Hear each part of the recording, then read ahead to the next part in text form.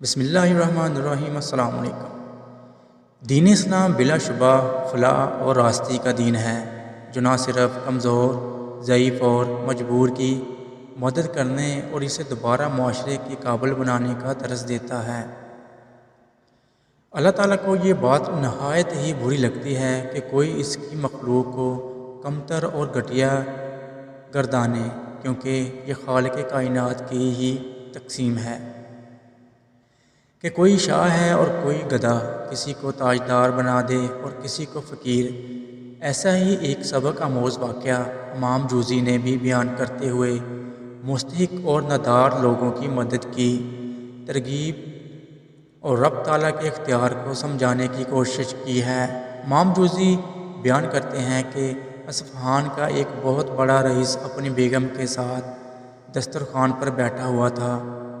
دسترخوان اللہ کی نعمتوں سے بھرا ہوا تھا۔ اتنے میں ایک فقیر نے صدا لگائی، اللہ کے نام پر کچھ کھانے کے لیے دے دو۔ اس شخص نے اپنی بیوی کو حکم دیا، سارا دسترخوان اس فقیر کی جھولی میں ڈال دو۔ عورت نے حکم کی تعمیل کی۔ جس وقت اس نے اس فقیر کا چہرہ دیکھا تو داڑیں مار کر رونے لگی۔ اس کے شوہر نے اس سے پوچھا، کیا ہوا ہے؟ اس نے بتلایا، یہ شخص جو فقیر بن کر ہمارے گھر پر دستک دے رہا ہے، چند سال پہلے اس شہر کا سب سے بڑا مالدار اور ہماری اس کوٹھی کا مالک اور میرا سابق شوہر تھا۔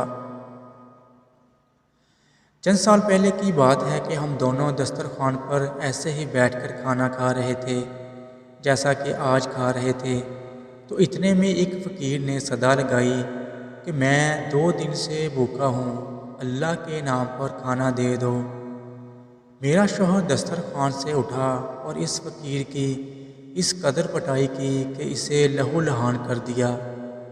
نہ جانے اس فقیر نے کیا بد دعا دی کہ میرے شوہر کے حالات دگرگوں ہو گئے، کاروبار ٹھپ ہو گیا اور وہ فقیر کلاش ہو گیا۔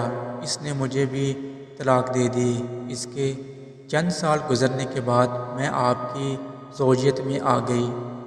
شوہر بیوی کی یہ باتیں سن کر کہنے لگا، اے میری شریک حیات، کیا میں آپ کو اس سے زیادہ تعجب خیز بات نہ بتلاؤں؟